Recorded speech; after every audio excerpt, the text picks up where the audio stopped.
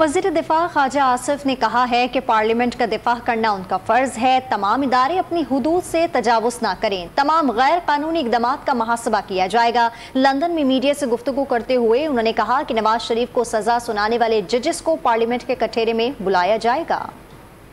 सबसे अच्छा और पायदार हल जो है वो ये है कि तमाम अदारे जो है ना वो तजावुज़ ना करें अपनी हदूद से। पार्लियामेंट की टर्फ के ऊपर जो है बहुत देर कई दहाइयों से तजावुज़ हो रहा है। जिन लोगों ने वो दी थी जजमेंट और उसी पैमाने पे और बहुत से लोगों को जो है वो दे वेंट स्कॉट फ्री, उनको कोई सज़ा ना मिली। तो वो उन लोगों को जिस तरह मैंने पार्लियामेंट में उस दिन कहा कि वो भी जो है ना वो